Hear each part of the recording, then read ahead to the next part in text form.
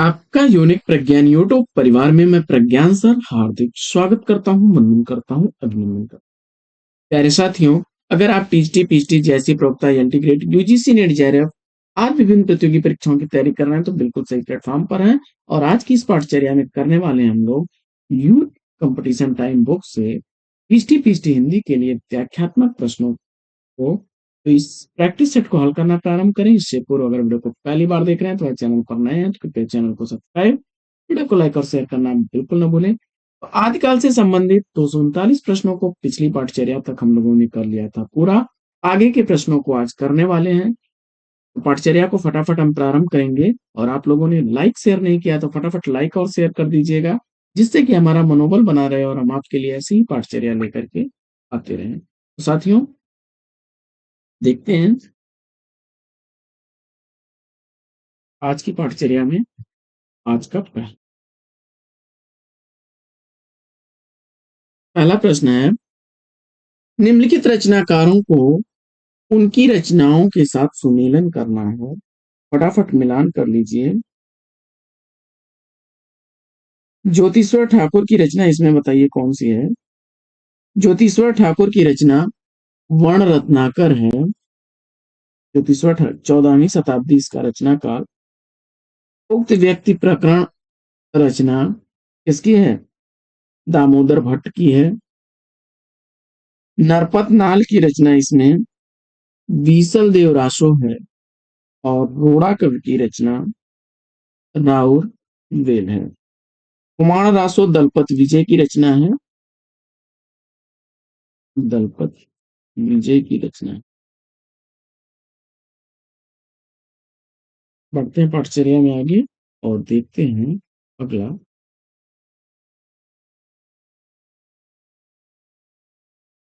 अगला प्रश्न है, पुष्पदंत किस शताब्दी के कवि थे? पुष्पदंत किस शताब्दी के कवि थे? जवाब में आपने विकल्प 10वीं शताब्दी सी को चुना तो सही जवाब के व्याख्या देख लेते हैं हम लोग।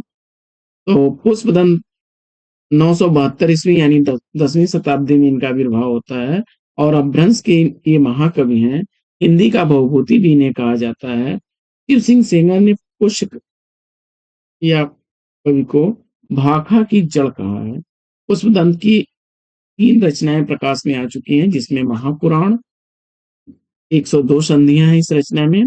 जसहर चरियु और यह काव्य 4 संधियों में पूरा हुआ है। इनमें नामानुसार यशोधरा का जीवन चरित्र है और उनके जन्म जन्मांतरों का वर्णन है। राय कुमार चरियु इस काव्य में 9 संधियां।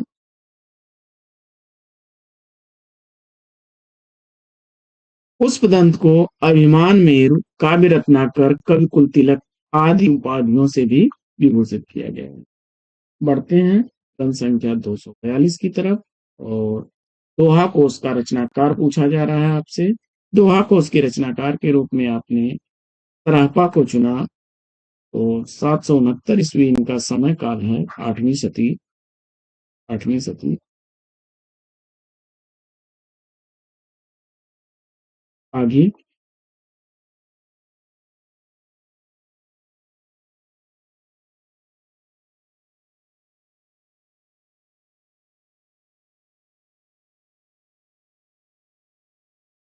व्याख्या देख लेते हैं। तो महोपाध्याय प्रसाद शास्त्री ने बौद्ध गान आदोहा में सरापा और कृष्णाचार्य का दोहा संग्रहित किया है। इसमें प्राचीन बंगला भी कहा है और दोहा कोश में तिल्लोपा, सरापा, कणापा के दोहों को संग्रहित किया गया है, जिसका संपादन डॉक्टर प्रबोध चंद बागची ने किया। आगे बढ़ते हैं और देखते हैं अगला प्रश्न, रचना काल की दृष्टि से निम्नलिखित कृतियों का सही अनुक्रम क्या है?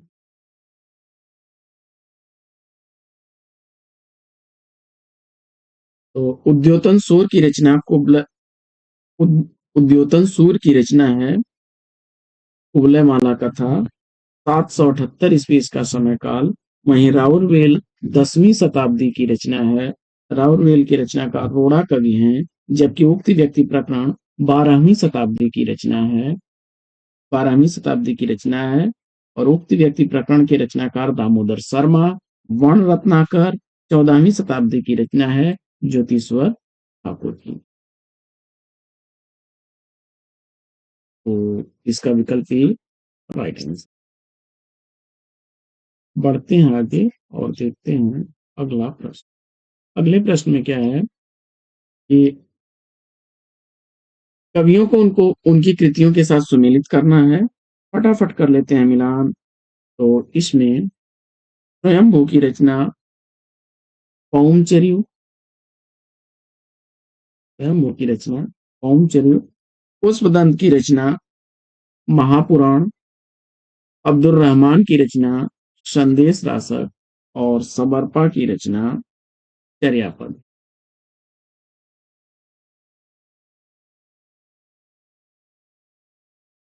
राउरवेल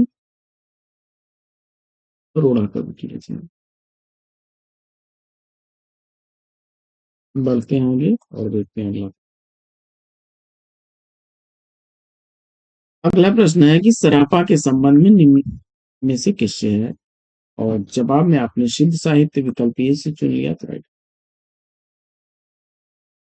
अगला प्रश्न है कि अपभ्रंश का मुख्य छंद कौन सा है। इसमें प्रश्न संख्या 246 का सही जवाब जवाब में आपने दोहा को चुना तो विकल्प ए।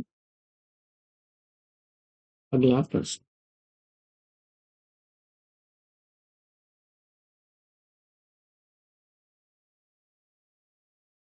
अगला प्रश्न है परमात्म प्रकाश के रचनाकार कौन है। जवाब में जोइंद्र या योगेंद्र, विकल्प बी को चुन लिया आपने राइट आंसर के। आगे बढ़ते हैं, देखते हैं अगला। अगला प्रश्न है काल क्रमानुसार निम्नलिखित कृतियों का सही अनुक्रम क्या होगा। फटाफट करते हैं मिलान।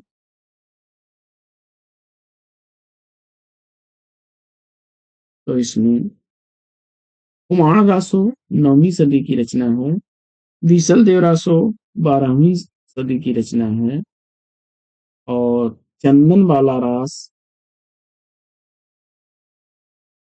आसफ कवि की रचना है। इसका भी समयकाल 12वीं शताब्दी है। और ओमचर्यु स्वयंभू की रचना 8वीं सदी, यानी ओमचर्यु, फिर कुमार रासो, बीसल देव रासो और चंदन बाला, विकल्प 30 प्रश्न का।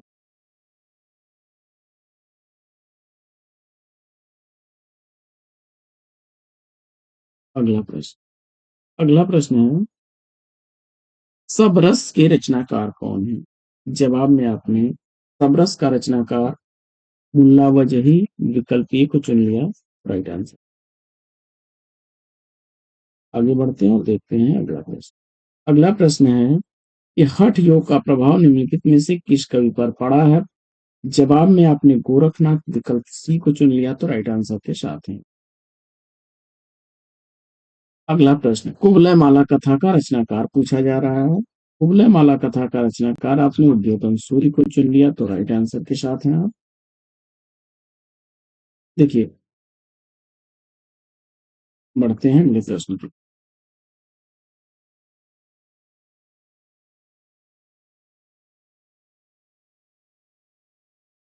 अगला प्रश्न है कि अद्दहमाण की रचना इसमें से कौन सी है। जवाब में आपने संदेश रासक अब्दुल रहमान की रचना संदेश रासक है। बढ़ लेते हैं आगे और देख लेते हैं व्याख्या इसमें। तो प्राकृत पैंगलम की रचना का सुमति, जयचंद प्रकाश की रचना का हटकेदार और प्रबंध चिंतामणि मीरतुंगाचार्य की है। 13वीं शताब्दी की रचना है संदेश रासक, 14वीं शताब्दी की प्राकृत पैंगलम, 12वीं शताब्दी की जयचंद प्रकाश और 1304 ईस्वी की मीरतुंगाचार्य द्वारा लिखी गई प्रबंध चिंता।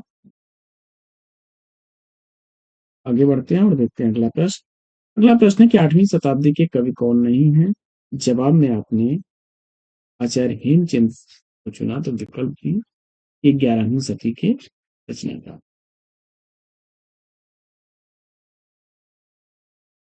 देख लेते हैं व्याख्या इस प्रश्न की। तो सराफा की रचना दोहा को, समय काल 8वीं शताब्दी, हेमचंद का 11वीं शताब्दी, शब्दानुशासन। समर्पा की चर्या पद है 8वीं शताब्दी और स्वयंभू की पौंग चरित है। आगे बढ़ते हैं और देखते हैं अगला प्रश्न।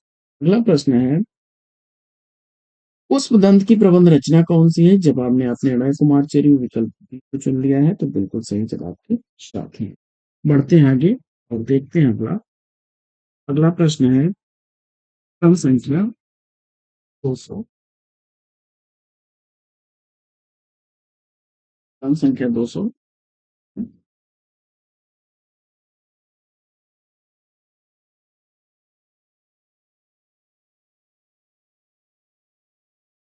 मैथिली हिंदी में रचित गद्य की पहली पुस्तक कौन सी है? जवाब में आपने सेलेक्ट किया है वर्ण अपनाकर विकल्प बी को राइट आंसर के साथ में। ज्योतिश्वर ठाकुर की रचना है और यह शब्दकोश है। आगे बढ़ते हैं और देखते हैं अगला प्रश्न, रचना काल के देश से कृतियों का सही अनुक्रम बताना। रचना काल के देश से कृतियों का सही अनुक्रम। तो सरापा की रचना दोहा को, समय काल 8वीं सदी। त्रावकाचार्य देवसेन की रचना 9वीं शताब्दी इसका समय काल है। और संदेश रासक 12वीं 13वीं शताब्दी की रचना। वहीं कीर्तिलता 13वीं शताब्दी की रचना।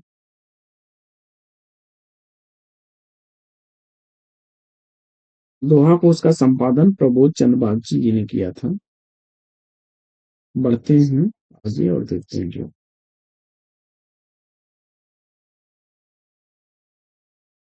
अगला प्रश्न है कि रचनाओं को उनके रचनाकारों के साथ सुमेलित कर लेना है। रचनाओं को उनके रचनाकारों के साथ सुमेलित करना है। फटाफट मिलान करते हैं हम लोग। कुमार पाल प्रतिबोध सोम प्रभु सूर्य की रचना है।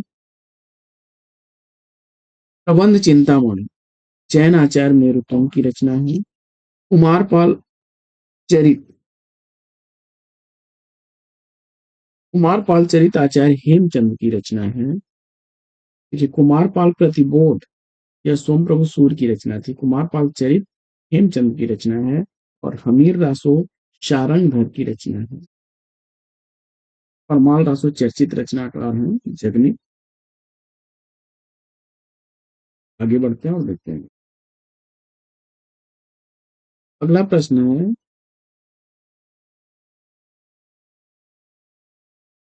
निम्नलिखित रचनाओं और रचनाकारों के साथ सुमेलित कर लेना है।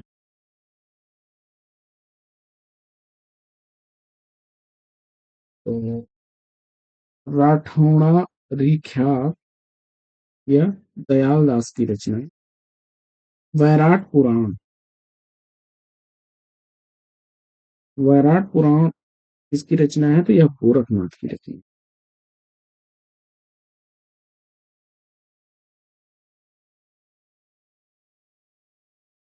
पुष्पदंत की रचना उत्तर पुराण। जिनदत्त सूर्य की रचना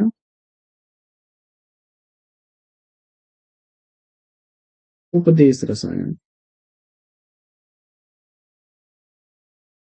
सारंग पद्धति जो है सारंग घर की है। आगे बढ़ते हैं और देखते हैं। अगला प्रश्न है कि सिद्धों की साधना में शून्य का पूरक तत्व क्या था? जवाब में आपने विकल्प बी को चुन लिया, तो राइट आंसर है। व्याख्या देख लेते हैं।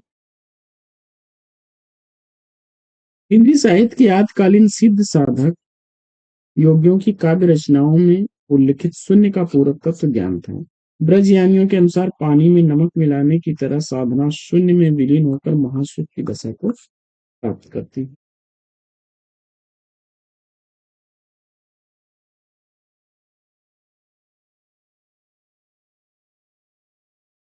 अगला प्रश्न।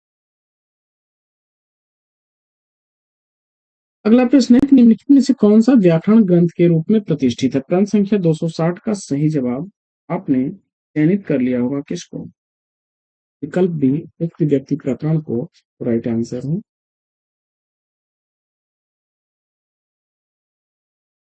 आगे बढ़ते हैं और देखते हैं कालक्रमानुसार आपको मिलान करना है।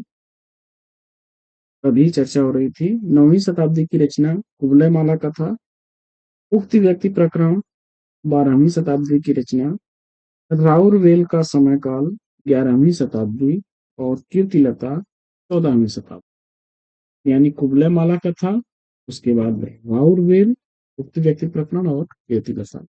विकल्प बी राइट आंसर।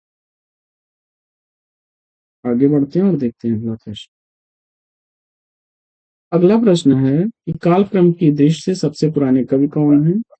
प्रश्न संख्या 262 का सही जवाब आपने विकल्प डी विद्यापति को चुना है तो राइट आंसर के साथ।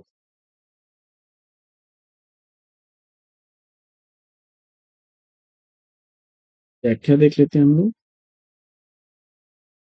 विद्यापति का समय काल 1350 से 1450 तक का, सूरदास का 1478 से 1583 और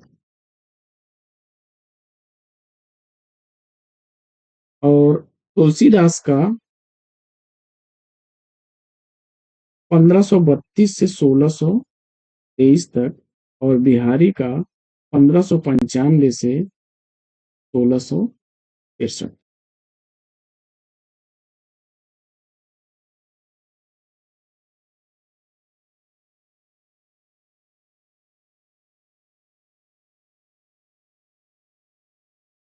बढ़ते हैं आगे और देखते हैं अगला प्रश्न।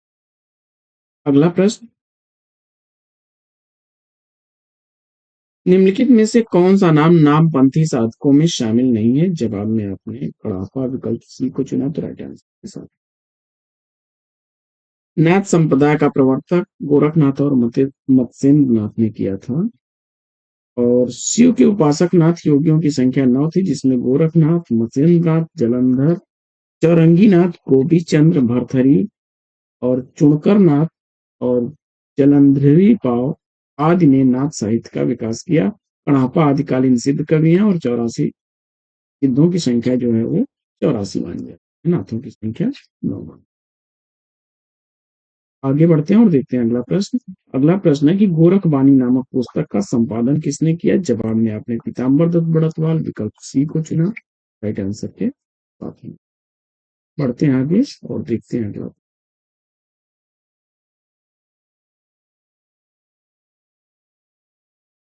अगला प्रश्न क्या है कि किस ग्रंथ में चंद्रवरदाई को छप्पड़ों का राजा कहा गया है? जवाब में आपने सेलेक्ट किया होगा किसको?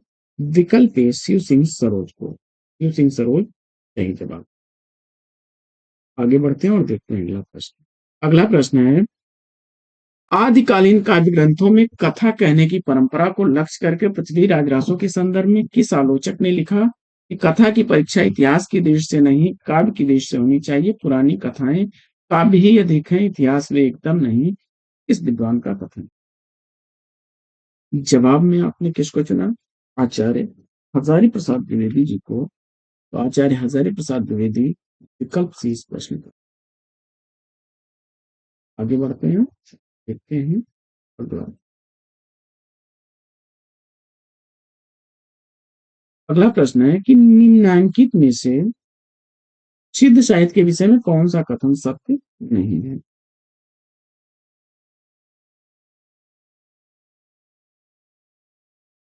तो सिद्ध साहित्य का झुकाव सहज साधना की ओर है।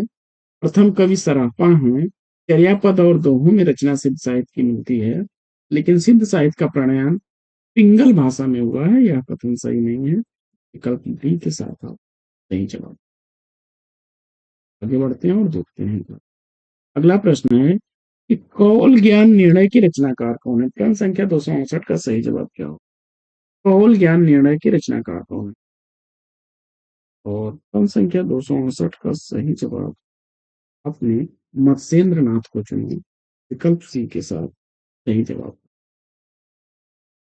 अगला प्रश्न प्रश्न संख्या 259, निम्नलिखित में से अपभ्रंश प्रभावित हिंदी रचना कौन सी है? निम्नलिखित में से अपभ्रंश प्रभावित हिंदी की रचना कौन सी है? प्रश्न संख्या 269 का सही जवाब आपने इसको चुन लिया है।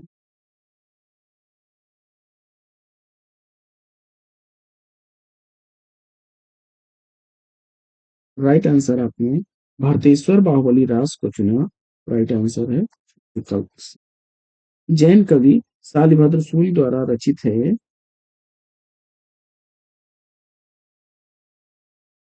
व्याख्या देख लेते हैं इस प्रश्न की हम लोग।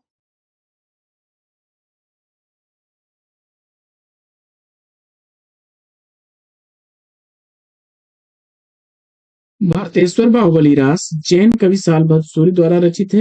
यह हिंदी काव्य रचना आदिकालीन अभ्रंश प्रभावित रचना है। इस ग्रंथ में भारतेश्वर बाहुबली रास के चरित्र का वर्णन है। डॉक्टर गणपत चंद्र गुप्त अपने ग्रंथ हिंदी साहित्य के वैज्ञानिक इतिहास में शालिभद्र सूरि को हिंदी का प्रथम कवि और उनकी कृति भारतेश्वर बाहुबली रास को हिंदी की प्रथम रचना मानते हैं। बढ़ते हैं आगे और देखते हैं अगला। आगे बढ़ते हैं और प्रश्न संख्या 270।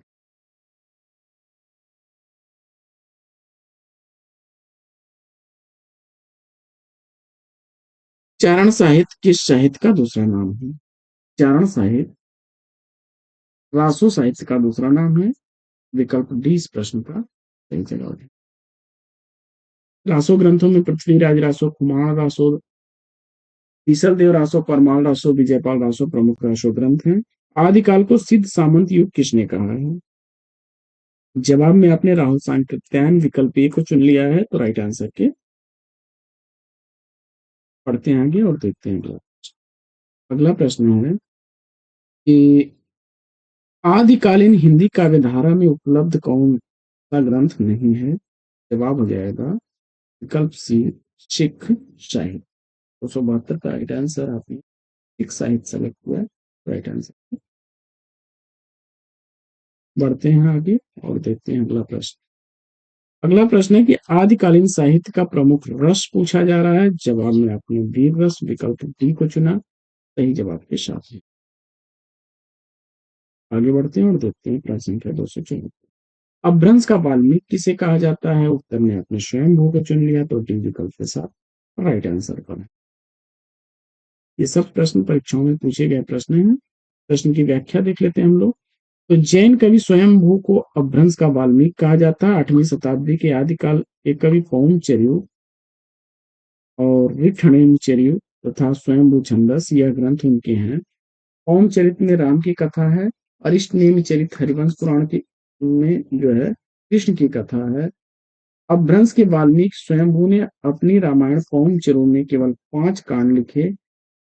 उनका नाम वाल्मीकि रामायण से मिलता है। आगे बढ़ते हैं उधर से।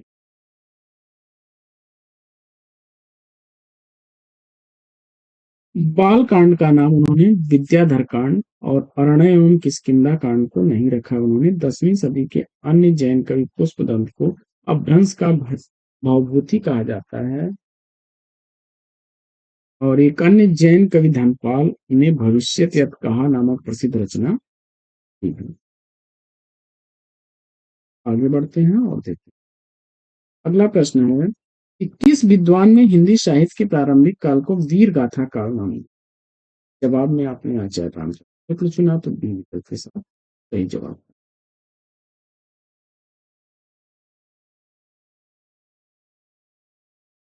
अगला प्रश्न।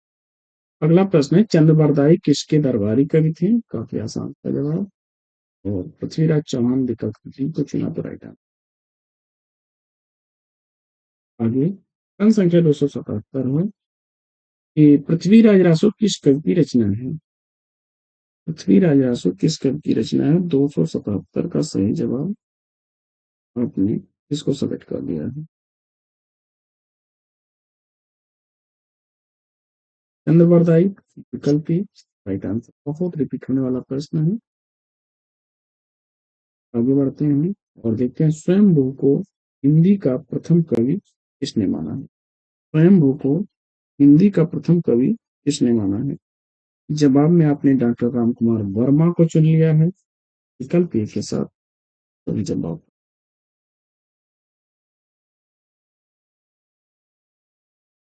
आगे बढ़ते हैं और देखते हैं।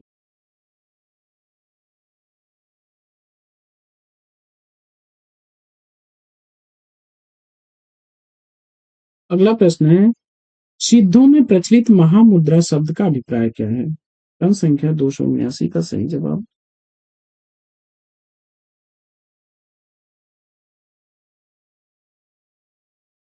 और राइट आंसर आपने सेलेक्ट कर लिया है। सिद्धि प्राप्त हेतु जो है स्त्री संसर्ग, सी विकल्प राइट आंसर। आगे बढ़ते हैं और देख लेते हैं इस प्रश्न की व्याख्या। सिद्धों में प्रचलित महामुद्रा शब्द का अभिप्राय सिद्धि प्राप्त हेतु स्त्री संसर्ग है। हिंदी में सिद्धों का संबंध बौद्ध धर्म की ब्रजयान शाखा से है, जिसमें महामुद्रा को व्याख्यात करते हुए कहा गया है कि तांत्रिक उपासना में वह साधना सिद्ध योगिनी जिसे साधक अपनी सहचरी बनाकर साधना करता है, तब उस साधना पद्धति को महामुद्रा कहा जाता है। सिद्ध साहित्य के प्रथम कवि, हिंदी के भी प्रथम कवि हैं तरापा, और इनकी रचना है दोहा कोश। सिद्ध हेतु इन्होंने 4 मुद्राओं का वर्णन किया है, जिसमें कर्म मुद्रा, धर्म मुद्रा, ज्ञान मुद्रा और महामुद्रा। आगे बढ़ते हैं और देखते हैं अगला प्रश्न। अगला प्रश्न है कि आल्हा और उदल नामक 2 वीर सरदारों की वीरतापूर्ण लड़ाइयों का वर्णन मिलता है। जवाब में आपने सेलेक्ट कर लिया है किसको? परमाल रासो विकल्प ए को राइट आंसर। अगला प्रश्न। अगला प्रश्न है कि नाथ पंथ के प्रणेता कौन थे? जवाब में आपने विकल्प सी गोरखनाथ को चुन लिया, तो राइट आंसर।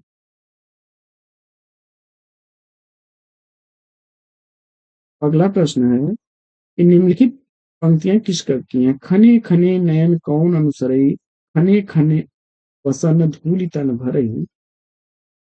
यह विद्यापति की पंक्ति है। दृष्टि 2010 का पूछा गया प्रश्न। क्रम संख्या 283 है कि अपभ्रंश का भवभूति किसे कहा जाता है? अपभ्रंश का भवभूति किसे कहा जाता है? जवाब में आपने पुष्पदंत को चुन लिया, तो विकल्प 20 प्रश्न। अगला प्रश्न। अगला प्रश्न है कि गद्य पद मिश्रित चंपू काव्य इसमें से कौन सा? क्रम संख्या 284 का सही जवाब है विकल्प सी राउर बेल को चुना आपने, तो राइट आंसर के साथ। रोड़ा कवि की रचना है। उक्त व्यक्ति प्रकरण जो है यह दामोदर पंडित की रचना है, और स्थूल भद्रवास जिनधर्म सूर्य की रचना। आगे बढ़ते हैं और देखते हैं कौन से। तो 50 निम्नलिखित में से कौन सा नाम आदिकाल का नहीं है? वीरगाथा काल, सिद्ध सामंत काल और चारण काल आदिकाल के ही नाम है। गद्य काल विकल्प बी को चुना, तो राइट आंसर है। यह आधुनिक काल को गद्य काल के नाम से भी जाना जाता है। आदिकाल के नामकरण को देख लेते हैं।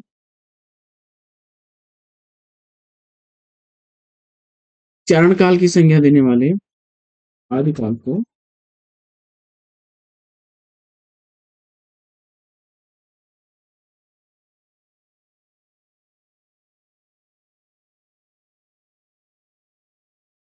आदिकाल को चारण काल कहा है जॉर्ज ग्रियर्सन ने। रंभिक काल कहा है मिश्र बंधुओं ने। बीज वपन काल कहा है आचार्य महावीर प्रसाद द्विवेदी जी ने। वीर गाथा काल कहा है आचार्य रामचंद्र शुक्ल ने। सिद्ध सामंत काल कहा है पंडित राहुल सांकृत्यायन ने। वीर काल कहा है आचार्य विश्वनाथ प्रसाद मिश्र ने। संधि काल एवं चारण काल कहा है डॉक्टर राम कुमार वर्मा ने। आदि काल कहा है आचार्य हजारी प्रसाद द्विवेदी ने। और आधार काल कहा है सुमन प्राचीन। बढ़ते हैं आगे और देखते हैं अगला प्रश्न। अगला प्रश्न है कि इसमें से कौन सा कवि आदिकाल का नहीं है? प्रश्न संख्या 286 का सही जवाब विकल्प सी नाभादास आपने चुना, तो राइट आंसर के साथ। आगे बढ़ते हैं और देखते हैं अगला प्रश्न। अगला प्रश्न है कि इनमें से कौन सी रचना आदिकाल की है? प्रश्न संख्या 287 का सही जवाब चयनित करिए, और जवाब में आपने सेलेक्ट कर लिया किसको? विकल्प सी को राइट आंसर।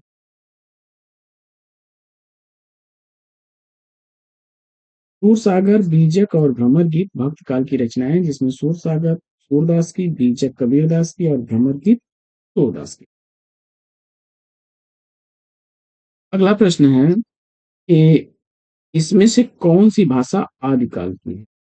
जवाब में आपने विकल्प सी डिंगल पिंगल को चुना, राइट आंसर की।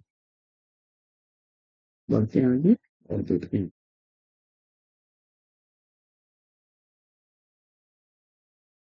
व्याख्या देख लेते हैं। तो डिंगल पिंगल भाषा आदिकाल की रही है। इसमें ब्रज भाषा भक्तिकाल एवं रीतकाल की, अवधि भक्तिकाल की भाषा है, जबकि खड़ी बोली आधुनिक काल की। आगे बढ़ते हैं और देखते हैं प्रश्न संख्या 289। अब भ्रंश के प्रथम महाकवि कौन है? डॉक्टर राम कुमार वर्मा जी के अनुसार स्वयंभू है, विकल्प B right answer.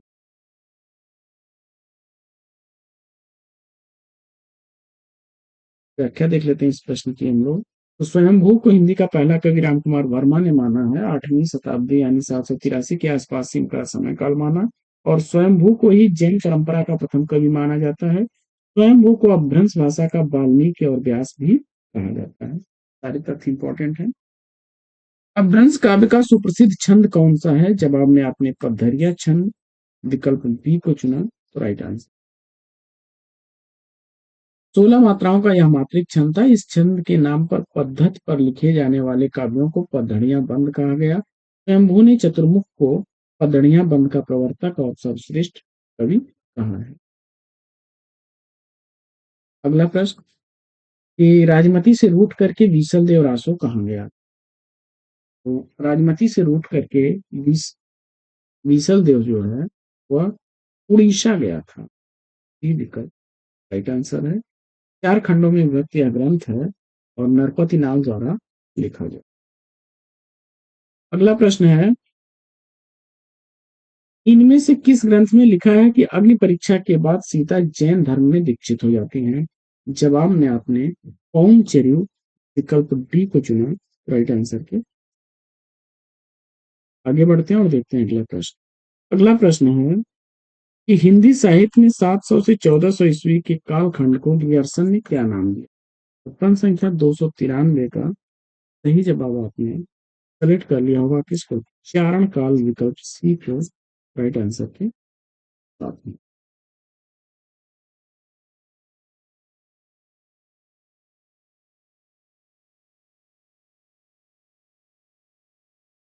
Ram Kumar Verma ने इसे संधि काल कहा है। मिश्र बंधुओं ने प्रारंभिक काल, तो डॉक्टर बच्चन सिंह ने अपभ्रंश काल कहा है। तो बढ़ते हैं और देखते हैं।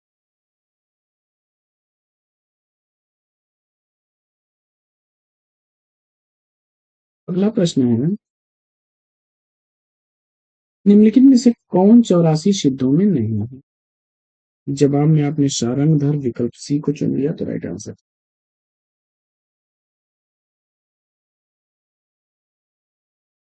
अगला प्रश्न है, आल्हा और उदल चरित्र को वीर गीतात्मक काव्य के रूप में रचने वाले कवि? जगनीक उत्तर चुन करके सही जवाब दिया। आगे बढ़ते हैं और देखते हैं। अगला प्रश्न है, पंच पांडव चरितरास के रचनाकार? पंच पांडव चरित का रचनाकार बताना है आपको। पंच पांडव चरितरास शालिभद्र सूर्य की रचना है, विकल्प से राइट है। गणपत चंद्रगुप्त ने शालिभद्र सूर्य को हिंदी का पहला कवि माना है और भारतेश्वर बाहुबली रास इनकी चर्चित रचना है। अगला प्रश्न है कि भविष्यत कहा किसकी रचना है? जवाब में आपने धनपाल को चुना, तो सी विकल्प राइट है। आगे बढ़ते हैं और देखते हैं अगला प्रश्न। अगला प्रश्न है कि मुकरी लिखने का सर्वप्रथम प्रयास किस कवि ने किया था? जवाब में आपने अमीर खुसरो, विकल्प सी को चुना, तो राइट आंसर है।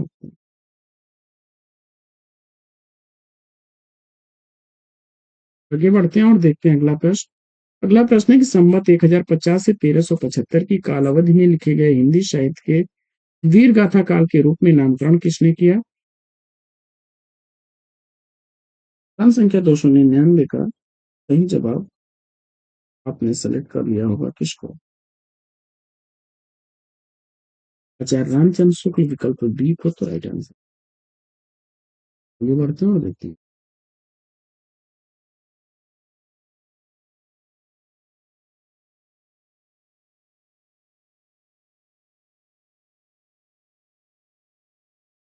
शुक्ल जी द्वारा किया गया जो काल विभाजन है उसमें आदिकाल विक्रमी संवत 1050 से 1375 तक है।